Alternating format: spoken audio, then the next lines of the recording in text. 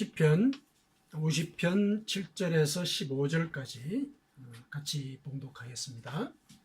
내 백성아 들을지어다. 내가 말하리라. 이스라엘아 내가 네게 증언하리라. 나는 하나님 곧 내 백성이로다. 나는 내 재물 때문에 너를 책망하지는 아니하리니 내 번제가 항상 내 앞에 있음이로다. 내가 내 집에서 수소나 내 우리에서 순념소를 가져가지 아니하리니 이는 선인의 짐승들과 뭇산의 가축이 다 내 것이며 산의 모든 새들도 내가 아는 것이며 들의 짐승도 내 것이니로다. 내가 가령 줄여도 내게 이르지 아니할 것은 세계와 거기에 충만한 것이 내 것이미로다. 내가 수소의 고기를 먹으며 염소의 피를 마시겠느냐.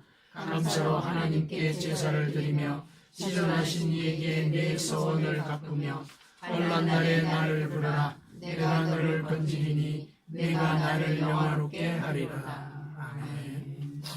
감사합니다. 오늘은 추수감사주일입니다. 연말 또 그리고 수확 이런 것들을 우리가 생각하면은 감사의 절기로서 아주 적절한 그런 시간이라고 우리가 생각을 할 수가 있습니다. 추수감사절의 유래는 일반적으로 1621년 미국에 새로 정착을 한 청교도들이 그해 이제 옥수수가 이제 대풍을 이루고 난 뒤에 하나님께 이제 감사를 올렸던 것이 계기가 되었다. 이렇게 이제 많이 알려져 있습니다.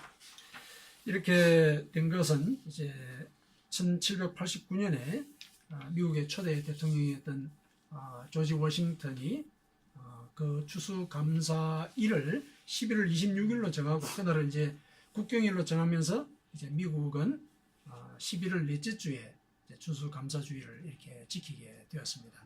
우리나라는 11월 셋째 주에 지키는데 그 이유는 우리나라 선교 초기에 감리교하고 이제 장로교가 서로 협의를 해서 우리는 셋째 주에 추수감사주의를 지키자 이렇게 이제 정한 것이 오늘날의 이제 전통이 되어서 한국 교회는 셋째 주일에 추수감사주의를 우리가 지키게 되었습니다. 그런데 이제 이 추수감사절이 이제 1621년에 시작되었다라고 이제 일반적으로 알려져 있기는 있지만은 그것이 그때 처음 이제 시작이 되었다라고 보기보다는 청교도들이 이제 유럽에서 건너오지 않았습니까? 유럽에서 건너왔는데 유럽에서 이제 그 전부터 이제 감사의 전통들이 있었습니다. 그와 같은 감사의 전통이 이어져서 신대륙에서 이제 그것이 뿌리를 내리게 된 계기가 1621년에 그 대풍을 이루었던 일이었다. 이렇게 이제 일반적으로 이해를 하시면 되겠습니다. 왜 이제 그렇게 얘기를 하냐면은 이 추수감사뿐만 아니라 유럽의 역사를 보면은 큰 일들이 참 많았습니다. 그 어간에 1611년에는 유럽 전체가 대가뭄 때문에 굉장히 고통을 겪었고 또 한 해 걸러서 1613년에는 대홍수가 있었습니다. 그러니까 많은 사람들이 이제 고통을 당하는 이런 일들이 생겼고, 그 다음에 1604년 또 그 이후에 1622년에 흑사병이 돌아가지고 유럽의 인구의 3분의 1이 죽는 이제 그런 사태까지 막 벌어졌습니다. 그런 일들이 벌어졌을 때 신앙을 가진 사람들이 뭘 했겠습니까? 금식하고 기도하고 또 그 가운데 이제 그런 일들을 우리가 다 견뎌내고 이겨내면서 이제 하나님께 감사를 드리는 그런 전통들이 만들어지게 되었던 겁니다. 그런 전통 속에서 있었던 이 청교도들이 1620년에 이제 메이플라워를 타고 신대륙으로 건너가게 된 겁니다. 건너가서 이제 거기서 첫 해에는 매우 이제 고생을 했죠. 거의 절반이 이제 죽었으니까요. 그러다가 이제 고생을 겪은 뒤에 그 다음에 가을에 이제 옥수수가 이제 대풍을 이루게 됩니다. 그러니까 얼마나 이제 감사한 마음이 있었겠습니까? 그래서 유럽에서 이 감사를 드렸던 이제 그런 전통들 이런 것들을 이제 접목을 해서 이제 21년 가을에 하나님께 감사의 날을 지키는 이제 그런 일을 서로 계획을 하고 이제 그런 일들을 수행을 했던 겁니다. 그래서 이제 그때부터 이제 감사 이 주일 추수감사주일. 이것이 이제 하나의 미국 교회의 이제 전통이 되었고, 그게 이제 선교의 과정을 통해서 전 세계적으로 이제 알려지게 된 것이었습니다. 자, 이렇게 이제 추수감사주일의 이제 전통은 이렇게같이 이어져서 오늘날 우리도 같이 이렇게 지키게 되었는데, 이 사람들이 이제 감사를 올렸던 그 과정이나 그 배경들을 우리가 살펴보면은 이들이 올렸던 그 감사는 참으로 진심을 다한 것이었겠구나 하는 생각이 들었습니다. 엄청난 고난이 있고 난 뒤에 하나님의 구원을 절절하게 감격하는 그런 가운데서 이제 하나님께 감사를 올린 것이기 때문에 그 감사 속에는 이들의 진심이 담겨 있겠다. 우리가 가만히 생각해 보면은 1620년에 이제 102명이었습니다. 청교도들 102명이, 청교도가 전부 다는 아닌데 한 36명 정도라고 이제 역사학자들이 얘기를 하는데, 어쨌든 102명이 건너갔습니다. 겨울에 도착을 했고, 이제 토대가 없으니까 거기서 겨울을 지내면서 많은 사람들이 죽게 됩니다. 그리고 이제 어렵사리 이제 봄을 맞게 되고, 이제 봄이 되고 난 뒤에 이제 먹을 것이 없는 가운데서 거기 인디언 부족이 이제 도움을 주게 되죠. 그렇게 해서 옥수수도 심고, 그러면서 이제 정착을 하고, 그래서 이제 가을이 되어서 대풍을 이제 거두게 되었으니까 이들이 그동안 겪었던 그 고난이라고 하는 것, 이거는 이제 실제로 그와 같은 굶주림이라든지 추위라든지 이런 것들을 겪어보지 못한 사람들은 아마 얘기를 하기 어려운 그런 상황이었을 겁니다. 그런데 이제 대풍을 이루었다. 얼마나 이제 감사한 일입니까? 굶주림의 이제 불안으로부터 벗어나고, 이제 곡식이 여분이 생겼으니까 이제 그걸 이용을 해서 이제 여러 가지 뭐 생필품들도 구할 수 있게 되고, 그러니까 조금 이제 안정이 이제 되게 되고, 삶의 이제 터전이 만들어지게 되는 것입니다. 그러니까 그들이 올렸던 감사 속에는 그들의 전심이 바쳐져 있는 것이었다. 이렇게 이제 우리가 추정을 할 수가 있습니다. 우리가 이제 하나님께 이제 감사를 한다라고 했을 때, 이제 우리도 전심을 바치는 이제 그런 감사를 올려야 하는데, 우리가 하나님께 올리는 그 감사를 가만히 생각을 해볼 때, 우리가 이제 교육을 받아서 이제 감사를 하는 이제 그런 경우들이 많이 있습니다. 많이 있는데, 어떻게 하면 이제 하나님께 전심의 감사를 올릴까? 이런 것들은 이제 사람들이 고민을 하면서 하나님께 올리는 감사, 또 우리 주변에 여러 사람들과 나에게 고마움을 줬던 이제 그런 분들에게 이제 감사를 할 때 어떻게 하면 내 진심을 담아서 이제 감사를 하게 될까? 이런 것들을 이제 많이 생각을 하고 또 경험을 하고 그 가운데 이제 나누었던 것들 중에서 감사를 진실로 이렇게 알리는 것, 이것을 우리가 어떻게 확인할 수 있을까? 여기에 대한 이제 얘기들이 많이 나오는데, 제일 우선적으로는 우리가 감사할 이유가 있으면은 당연히 이제 전심을 바쳐서 감사하지 않겠습니까? 감사한 원인, 감사한 이유가 있으니까 감사한다. 물론 이제 그렇게 생각을 하면은 이건 무슨 이제 거래를 하는 것 같은 그런 느낌 때문에 그런 어떤 개념의 감사, 그거는 조금 유보적인 부분이 조금 있다. 이렇게 이제 생각을 해서, 그러면은 그런 일이 없다 하더라도 그럼에도 불구하고 우리가 감사를 해야 되겠다. 이런 이제 마음을 갖고 또 그런 것들을 또 이제 강조를 하는 그런 이제 경향들도 있기는 있는데, 어떻게 생각하면은 고난이 있음에도 불구하고 감사한다 그랬을 때는 그 감사의 진실성이 좀 더 이렇게 성숙해 보인다. 이렇게 이제 생각을 할 수가 있습니다. 그런데 이 감사라고 하는 것은 등급을 따져서 평가할 수 있는 것은 아닙니다. 감사 속에는 항상 진실한 마음이 다 실려 있기 때문에 감사 자체가 원인이 있기 때문에 감사해서 이건 좀 등급이 낮은 것이고, 원인이 없더라도 감사하는 마음을 가졌기 때문에 이건 좀 더 성숙한 것이고, 이렇게 얘기할 수 있는 것은 아니라는 겁니다. 감사의 진실성이라고 하는 것은 감사 행위 그 자체에 그대로 다 들어있는 것입니다. 이 감사가 이제 우리의 신앙생활에 이제 접목이 될 때도 마찬가지입니다. 하나님께서 내게 뭔가를 해 주셨기 때문에 우리는 당연히 감사를 해야 되죠.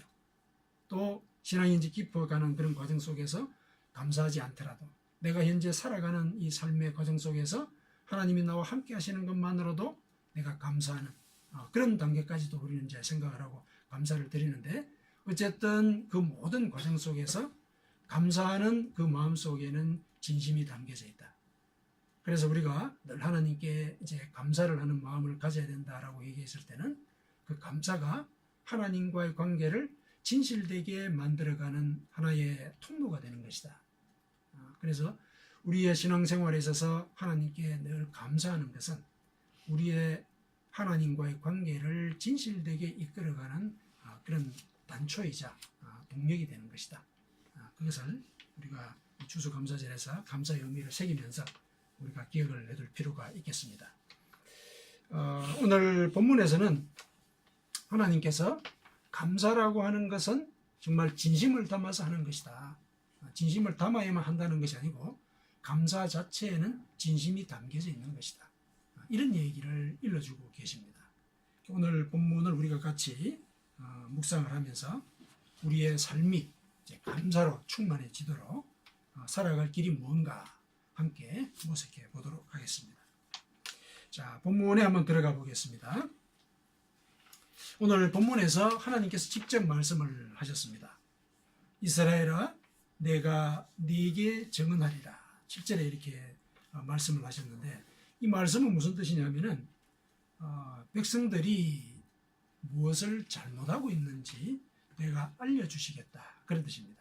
그러니까 내가 네게 정언하리라 이랬을 때 우리말로는 그냥 하나님이 일러주시겠다 이런 말 뜻으로 적혀 있는데, 이제 원문을 보면은 네가 무엇을 잘못하고 있는지를 내가 알려주겠다, 이런 뜻입니다. 그런데 이제 알려주시는 그 내용 속에 하나님께서는 내가 제사의 제물 때문에 내가 너희들을 책망하는 것은 아니다, 그 얘기를 이제 하고 계시는 겁니다. 왜냐하면은 이제 번제가 늘 드려지고 있었다. 8절에 보니까 네 번제가 항상 내 앞에 있다. 번제를 이제 드렸다라는 걸 인정을 하고 계십니다. 번제라고 하는 것은 이제 물론 그 제물을 드리는 사람의 형편에 따라서 드리는 것이긴 한데, 제일 크게는 이제 흠이 없는 숫소, 또 흠이 없는 순염소, 또 순양 이런 걸 드리거나, 혹은 이제 형편이 여의치 않으면은 이제 산비둘기, 또 어린 집비둘기, 이것을 이제 제물로 이제 바치는데, 이 중에서 하나를 이제 선택을 한 뒤에 죽입니다. 그리고 이제 가죽을 벗깁니다. 그리고 새 이외에는 이제 다른 짐승들은 토막을 다 냅니다. 그건 이제 각을 뜬다, 이렇게 이제 성경에서 얘기를 하고 있는데, 토막을 다 내고 내장이나 여러 가지 다른 이제 정강이 뭐 이런 등등을 깨끗하게 정리를 한 뒤에 그 모든 것들을 이제 불로 태워서 하나님께 이제 제사로 올리는 겁니다. 이게 이제 절차도 까다롭고 또 비용도 이제 많이 드는 그런 제사입니다.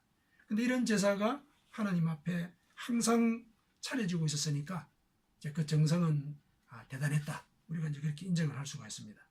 그런데 하나님께서는 제사에서 이런 제물이 중요한 것이 아니다, 이렇게 이제 말씀을 하십니다.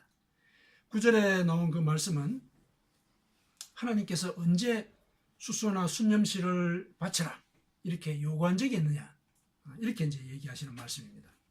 산에 있는 짐승들이나 여러 가축들이 다 하나님의 것이고, 모든 새나 들의 짐승들도 다 하나님의 것인데 왜 내가 그것들을 잡아서 나에게 바치라고 인간들에게 요구를 했겠느냐, 이런 말씀을 하시는 거죠. 만일 하나님께서 배가 고프셨다 하더라도 그것을 산에서 바로 이렇게 구할 수가 있는데 왜 인간들에게 그것을 바치라고 그렇게 얘기를 했겠는가. 게다가 하나님께서는 숫소의 고기를 먹고 또 염소의 피를 마시는 그런 분이시냐, 13절에 하나님께서 이제 그렇게 일러주고 계십니다. 하나님께서 이렇게 이제 번제를 드리는 제사의 규정은 일러주시기는 했지요. 그런데 이렇게 제사의 규칙을 정하고 제물을 어떻게 처리할 것인가, 이것을 이제 일러주셨을 때는 우리의 마음을 바쳐야 한다, 이런 뜻으로 그걸 일러주신 것입니다. 무슨 뜻이냐면은 이제 절차가 복잡하고 이제 비용도 많이 들고 이 과정들이 모두가 다 하나님께 예배를 드리는 과정이거든요. 그 절차가 복잡하고 이제 큰 비용을 결단을 해야 된다는 것 자체, 요 자체는 바로 네 마음을 그 제물에다가 같이 붙여서 같이 바쳐야 하는 것이다. 네 마음을 바쳐야 하는 것이다. 그 얘기를 사실은 하시는 뜻이 이 번제의 과정들을 이렇게 이 절차나 과정들을 일러주신 그 뜻인 것입니다. 그런데 이제 이스라엘 백성들은 그 제물들만 바치고 마음을 바치지 않는 형식적인 제사만 드리고 있었다. 이걸 이제 하나님께서 지적하고 계시는 것입니다. 이런 형식적인 제사의 이 습관은 이스라엘이 멸망할 때 하나님으로부터 또다시 지적을 받게 됩니다. 이사야 선지자를 통해서 하나님께서 이제 말씀을 많이 하셨죠. 이사야서 1장 13절에 헛된 재물을 가져오지 말아라. 헛된 재물. 재물을 가져와서 이제 내 성전의 마당을 너희들이 들어오긴 하는 건데 재물을 바쳤다고 예배를 다 드렸다고 그렇게 생각을 해서는 안 된다. 재물만 갖고 오는 것은 내 마당만 밟을 것이다. 그래서 헛된 재물을 가지고 오지 말아라. 너희들이 바치는 그 분향은 내가 가증스럽게 여기는 것이다. 월삭이나 안식일과 대회로 모이는 것도 그러하므로 성회나 또 그것과 더불어서 또 악을 행하는 것을 내가 견디지 못하겠다. 이렇게 이제 이사야를 통해서 하나님께서 직접 말씀을 하셨습니다. 그러니까 이스라엘이 멸망할 그 시기까지도 이스라엘 백성들은 성전에서 번제도 드리고 또 월삭, 이제 월초에 드리는 이제 이런 대예배입니다. 월삭 예배도 드리고 안식일도 지키고 또 여러 가지의 어떤 대회, 이제 요즘 같으면 이제 부흥회 같은 이런 이제 예배도 드리고 그러면서 예배도 많이 드렸다는 것이죠. 특히 여기 중에서 이제 월삭이라고 하는 거는 이제 매달 초하루에 드리는 건데 어떤 의미냐면은 이제 지난달의 죄를 속죄하고 새 달을 새 마음으로 시작하게 하고자 하는 그런 의미를 지닌 그런 예배입니다. 그런데 이런 목적을 가진 예배나 행사를 치르면서 더불어 악을 행한다. 이게 이제 하나님께서 지적을 하신 거거든요. 더불어 악을 행하는 이런 태도, 예배도 드리고 또 더불어 악을 행하는 이런 태도, 그거는 하나님을 전심으로 섬기는 그런 태도가 아닙니다. 그러니까 예배라는 형식의 그런 행사만 치르면은 죄가 사해진다. 이런 마음들이 이스라엘 백성들 속에 있었던 것입니다. 그래서 그러한 모습들을 보시고 하나님께서는 내가 견디지 못하겠다. 이렇게 이제 얘기를 하신 것입니다. 하나님께서는 형식과 내용이 하나가 되는 예배를 원하셨습니다. 제물을 바칠 때 마음도 같이 바치기를 원하시는 것입니다. 그러한 예배의 출발점은 바로 감사하는 마음입니다. 하나님께서 직접 이렇게 말씀을 하셨습니다. 14절에서 15절 오늘 같이 한번 봉독을 해보겠습니다. 감사로 하나님께 제사를 드리며 지존하신 이에게 내 서원을 갚으며 환난 날에 나를 부르라. 내가 너를 건지리니 네가 나를 영화롭게 하리로다. 네. 자, 이 말씀은 우리말로는 이제 한 문장인 것처럼 이렇게 제시가 되어 있는데 원문은 이제 여러 개의 문장으로 나뉘어져 있습니다. 이게 뭐냐면은 제일 먼저 감사로 하나님께 제사를 드려라. 이게 제일 먼저 나오는 문장입니다. 그 다음에 지존하신 이에게 내 서원을 갚아라. 그 다음에 환난 날에 나를 부르라. 그 다음에 내가 너를 건지리니 네가 나를 영화롭게 하리라. 이 문장들을 따로따로 떼어서 가만히 살펴보면은 우리와 하나님과의 그 관계를 만들어가는 그 절차와 닮았다라는 이런 생각을 갖게 됩니다. 제일 끝에 보면은 우리가 하나님을 영화롭게 한다 그랬는데 이것이 우리가 예배를 드리는 목적이라면은 그것의 첫 출발은 감사로 하나님께 예배를 드리는 것이다. 하나님께 감사하는 마음으로 예배를 드려야 한다는 것. 이것이 우리 믿음의 첫 출발이라고 하는 것. 이걸 하나님께서 일러주고 계시는 것입니다. 먼저 하나님께 감사하는 마음이 들 때 우리는 그분의 말씀을 지키게 된다. 서원을 지킨다는 게 이제 그런 의미입니다. 하나님의 말씀을 지키게 되고 그리고 이제 환난 날이 닥치게 되면은 이제 그분께 의지하게 되죠. 그분의 말씀을 지켜왔기 때문에 환난 날에 그분께 의지하라는 그런 말씀을 따르는 것입니다. 그렇게 되면은 이제 그분의 구원이 우리에게 베풀어지고 우리는 다시 감사를 올리게 되는 것입니다. 하나님을 영화롭게 한다는 말씀은 바로 우리가 하나님께 감사하게 된다는 것. 그 감사로 시작해서 결국 또 감사하게 되는 그런 과정을 거쳐서 우리와 하나님의 관계가 돈독해지는, 더 진실해지는 그런 상황으로 이어지게 된다라는 겁니다. 그런데 이제 이스라엘 백성들은 이제 제물을 바쳤어도 하나님의 말씀을 지키지 않았습니다. 이제 서원을 지키지 않았기 때문에 서원을 지켜라라고 이제 직접 일러 주신 것입니다. 그리고 환란이 닥쳤을 때 하나님께 의지하기보다는 우상을 섬겼습니다. 그래서 이스라엘 백성들이 멸망하게 된 그 원인 중에서 우상을 섬긴 것, 나를 떠나서 우상을 섬긴 것, 이 부분에 대해서는 이사야를 통해서 무척 자주 얘기를 하시고 질타를 하신 것이었습니다. 그렇게 되다 보니까 이제 결국 이스라엘이 멸망하게 되었는데, 이스라엘의 멸망은 이스라엘 민족의 멸망에 그치는 것이 아니라 하나님을 부끄럽게 만드는 그런 결과를 초래했습니다. 하나님을 섬기는 백성이 하나님을 영화롭게 하는 것이 아니라 하나님을 부끄럽게 하는 이런 이제 결과를 초래했다는 것입니다. 무슨 말이냐면은 주위에 지나가는 다른 나라의 사람들이 이스라엘의 멸망을 보고 고개를 저으면서 너희들의 하나님이 어디 계시냐 이렇게 이제 비웃고 지나갔다. 이제 성경에 기록되어 있는 말씀입니다. 하나님을 부끄럽게 만든 이제 그런 결과를 이들이 초래했던 것입니다. 그래서 오늘 말씀에 비춰보면은 이스라엘 백성들에게는 하나님께 대한 감사의 마음이 근본적으로 갖춰지지 않았다. 갖춰지지 않았다. 그래서 말씀을 지키지도 않았고, 말씀을 지키지 않는 가운데 환란이 왔을 때 하나님께 의지하라는 그 말씀을 깨닫지 못한 것이죠. 그래서 결국 멸망을 하게 되고 하나님을 영화롭게 하는 것이 아니라 하나님을 오히려 부끄럽게 만드는 그런 결과를 초래하게 된 것이었습니다. 그래서 하나님께 감사하는 마음을 이들이 갖고 있었더라면 이와 같은 결과는 초래되지 않을 것이다. 이렇게 우리가 추정을 할 수 있겠습니다. 오늘 본문의 말씀에 따르면 하나님께 진심으로 예배드리는 사람은 바로 그분의 은혜에 감사하는 마음을 가진 사람입니다. 신앙생활의 이 첫 번째 단계에 해당한다라고 우리가 얘기를 한다면 그거는 이제 회개를 우리가 꼽을 수가 있을 겁니다. 회개를 우리가 생각을 할 때 그 회개를 통해서 우리가 죄 사함을 얻고 또 하나님께 더욱더 나아가게 되는 첫걸음을 띄게 되는 것인데, 이 회개라고 하는 것도 하나님의 심판에 대한 두려움 때문에 하나님께 올리는 것이 아니라 하나님께서 내 죄를 사해 주셨다.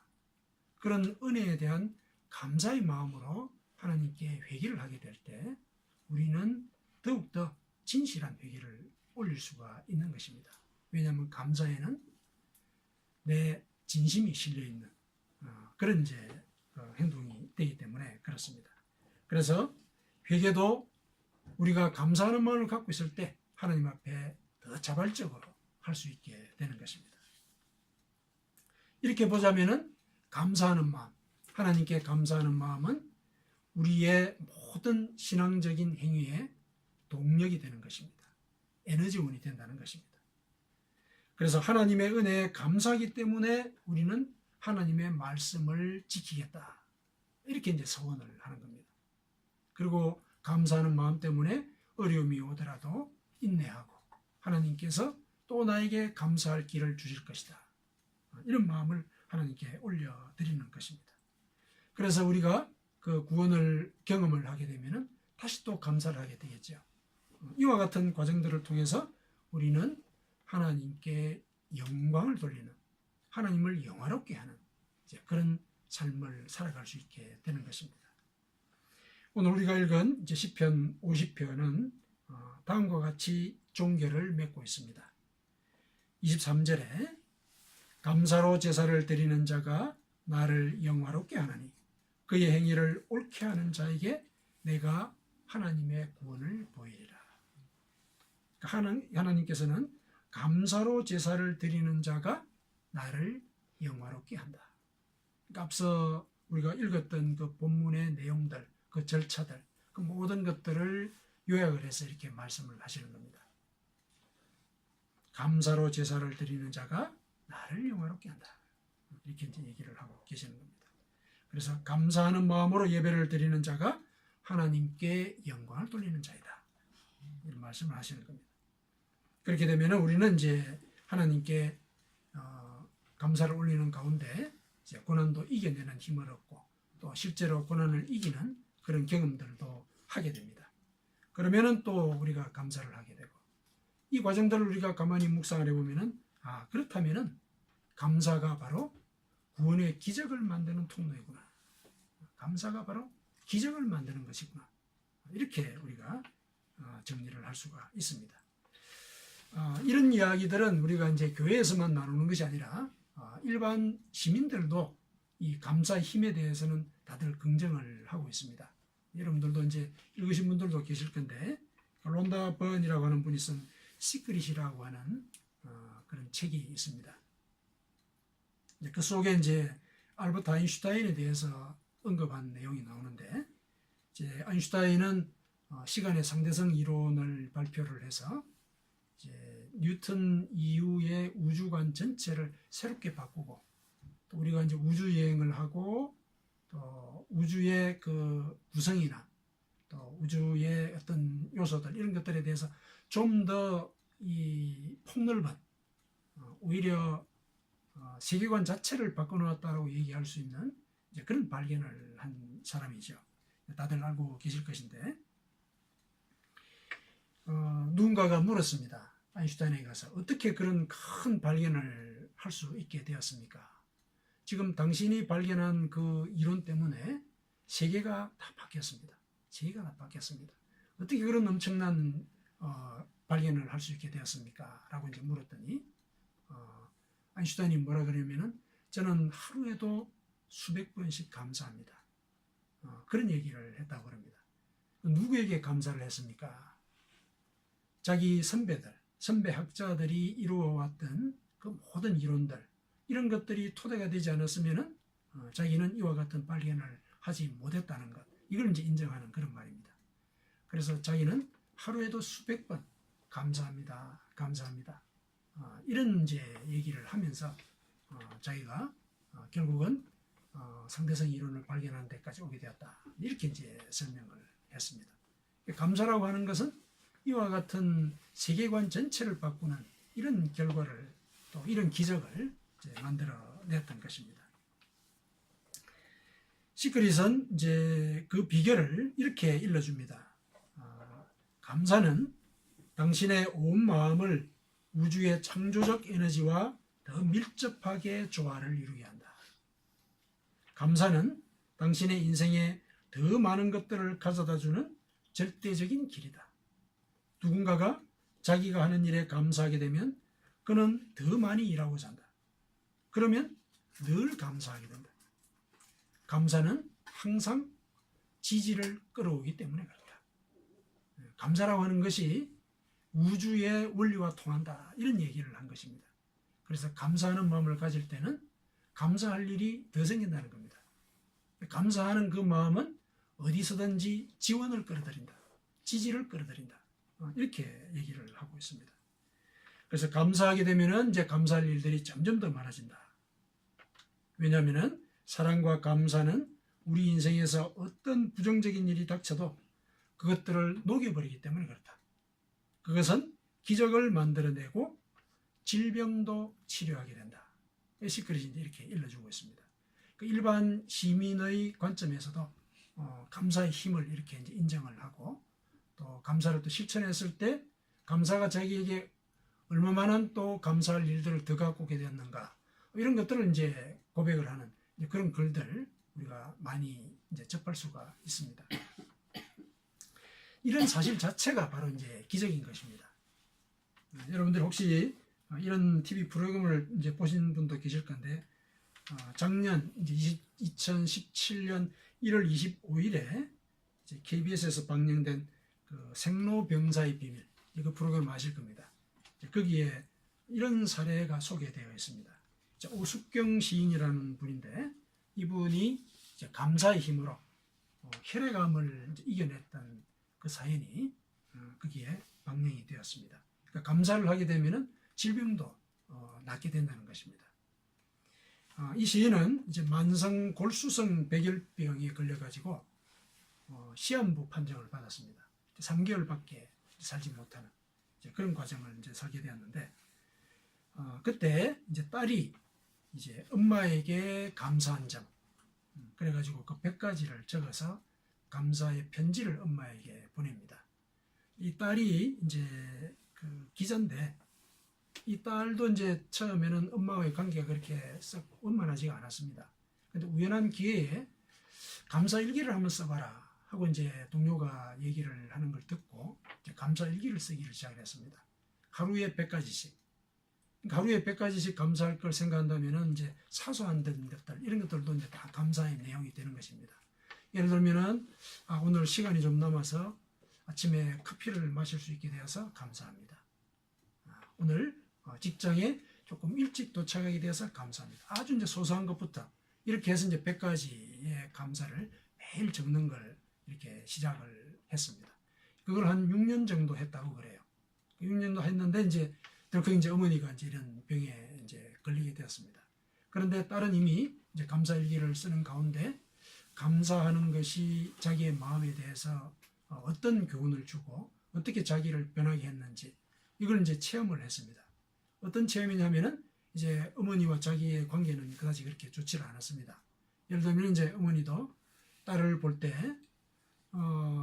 너는 어떻게 살아서 그 모양이냐 예를 들어서 이런 말들 툭 던지는 말이었는데 굉장히 상처가 되는 말이지 않습니까? 어머니가 이제 그렇게 얘기를 하니까 딸은 엄마는 그러면 제대로 산 게 그 모양이냐 이렇게 이제 뒤에서고 그러니까 서로 관계가 그렇게 좋지가 못했던 것이죠. 그렇게 이제 서로 관계가 안 좋은 그런 상태였는데 어머니가 이제 갑자기 그런 병에 이제 걸린 겁니다. 그래서 이 딸이 이제 그동안에 있었던 그런 관계들, 물론 이제 그 가운데서 감사 일기를 쓰고 하면서 조금씩 이렇게 풀어지기는 했죠. 그래서 딸이 엄마에게 용기를 줘야 되겠다. 그래가지고 엄마가 나와의 관계에서 감사한 점이 뭘까? 그걸 이제 100가지를 써서 편지를 쓴 겁니다. 예를 들면 이제 이런 것이었다고 그럽니다. 이제 97번째 엄마가 살아 숨쉬는 것, 걸어서 움직이는 것, 음식을 드시고 말을 하시고 일하신다는 것 모두 감사합니다. 또 99번 서로 사랑하고 사랑을 느낄 수 있어서 감사합니다. 이렇게 이제 그 100가지를 이제 써서 엄마에게 보냈습니다. 그러니까 엄마에게 이제 보내진 그 편지를 보고 엄마는 이제 딸의 진심을 거기서 이제 확인을 하게 됩니다. 그러면서 이제 딸이 이제 권유를 하게 되죠. 엄마도 감사일기를 써보세요. 감사일기를 써보세요. 그렇게 해서 이제 어떻게 쓰는지를 이제 다 이렇게 일러주고 그때부터 이제 100가지 아픈 몸에도 불구하고 이제 내가 감사할 일이 뭘까 하루하루 이제 생각을 하면서 감사일기를 이제 쓰기 시작했다고 그럽니다. 그런데 이제 놀랍게도 감사일기를 쓰기 시작하면서 이 오숙경 시인의 건강이 회복이 되기 시작했습니다. 이건 그냥 지어낸 얘기가 아니고 KBS에서 그렇게 방영을 하는 이제 그런 내용입니다. 감사일기를 쓰다 보니까 그동안에 자기가 늘 부정적인 것만 생각을 하고 또 비관적인 이런 태도 시인이라고 그랬으니까 아무래도 그 시 세계 자체가 즐거움과 희희낙낙한 그런 내용보다는 다소 이제 비관적인 내용 이런 것들이 이제 사람에게 이제 위로가 되고 그런 부분도 있으니까 세상을 이제 그렇게 늘 보면서 지내왔던 겁니다. 그래서 감사일기를 쓰는 가운데 이런 부정적인 생각들이 나를 이렇게 곪게 만들었구나 이게 깨닫게 된 겁니다. 그래서 긍정적인 생각을 가져야 되겠다 이렇게 마음을 먹고 감사일기를 쓰는 가운데 긍정적인 마음을 갖도록 노력을 했다고 합니다. 애를 쓴 것이죠. 자기의 습성을 이제 고치는 겁니다. 그런데 어느 날 이제 진통제를 안 맞았는데 이제 진통이 이 고통이 덜 느껴지는 걸 이제 깨닫게 된 거죠. 그 놀라운 일이지 않습니까? 그래서 이제 다시 이제 진단을 받게 되었고, 검사 결과를 보니까 백혈병 그 유전자 지수가 그전에는 이제 172%, 배나 이렇게 넘었는데 그것이 정상인에 가까운 수준으로 회복이 되었다. 이런 이제 의사의 진단을 받게 되었습니다. 이거는 이제 이분의 그 이제 경험일 뿐만 아니라 또 KBS에서는 이런 그 감사의 능력을 실제로 의학적으로 증명할 수 있느냐, 이것을 이제 실험을 한 교수를 찾아러 갔습니다. 그 미국의 캘리포니아 대학의 그 폴 밀스라고 하는 그 교수에게 찾아가서 인터뷰를 한 거죠. 그분은 감사가 우리 건강에 어떤 영향을 끼칠까, 이건 이제 연구를 하신 겁니다. 연구를 한 그 결과 중에 186명의 그 심부전증 환자를 대상으로 실험을 한 그런 결과가 있는데, 이들 중에서 이제 감사를 잘 느끼는 사람일수록 더 잘 자고 덜 우울하고 심장 기능도 더 좋아졌다. 이런 이제 결과를 갖고 있다고 알려줬습니다. 근데 더 놀라운 사실은 이들 환자들에게 8주간 감사일기를 쓰게 했다고 합니다. 그랬더니 염증성 그 지표, 심부전증이니까 염증이 있을 것 아닙니까? 그 지표가 현격하게 떨어졌다. 이건 이제 알려줬습니다. 이것도 이제 의학적으로 규명이 되는 메커니즘인데, 이제 감사를 우리가 느끼게 되면은 우리 뇌의 그 척두유배라고 하는 부분이 있는데, 거기서 이제 사회적 관계와 관련되어 있는 그런 부분, 또 즐거움과 관련되어 있는 부분, 이것이 이제 활성화가 된다고 그럽니다. 그렇게 되면은 이제 행복을 느끼게 만드는 호르몬이 분비가 됩니다. 그래서 감사일기를 쓰게 되면은 행복 호르몬이 분비가 되고, 또 심신이 안정이 되고, 그 결과로 이제 염증 수치가 이제 낮아져서 면역력이 강화되는 이런 이제 의학적인 결과를 가져오게 되는 거다. 이렇게 이제 알려주었습니다. 자, 이러한 이제 이야기들, 시크릿 이야기, 또 오숙경 시인의 경험, 이런 것들을 볼 때 하나님을 이제 믿지 않는 일반 이제 시민들도 감사라고 하는 것이 이런 큰 능력을 갖고 있는 것이다. 이걸 알고 있단 말이죠.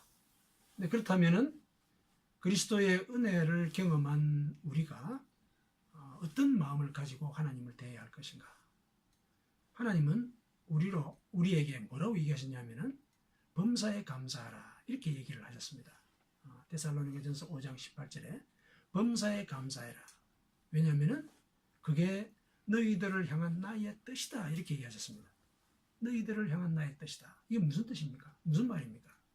앞서 우리 본문에서 우리가 읽어본 대로 먼저 감사하면 우리가 하나님의 말씀을 지키게 되고, 말씀을 지키는 가운데 고난을 이겨낼 힘을 얻고, 그래서 고난을 이겨내면 다시 감사하게 되고, 그래서 하나님께 영광을 돌리는 그런 삶을 살게 된다. 그렇다면 범사에 감사하는 것이 바로 하나님의 뜻인 것이다. 우리를 향한 하나님의 뜻인 것이다. 그래서 하나님께서 직접 이렇게 이제 바울 사도를 통해서 일러주신 이 말씀, 이것이 우리 신앙생활에서도 우리의 하나님과의 관계를 유지시키는 근본 토대가 되어야 할 것이다. 자, 이제 이런 말씀을 듣다 보면은 하나님의 은혜를 내가 받아본 적이 없는데 무슨 감사를 드리려는 말씀입니까? 그러면 성경 말씀대로 지키라고 내가 범사에 감사한다면은 입만 감사하는 것이고 마음을 안 바치는 이런 위선적인 행위가 될 건데 조금 의아하지 않습니까? 이렇게 이제 생각을 할 수도 있을 겁니다. 근데 이제 그런 생각을 이렇게 갖게 되신다면은 이제 오숙경 시인의 경험처럼 일상의 사소한 것들을 한번 돌아볼 필요가 있습니다.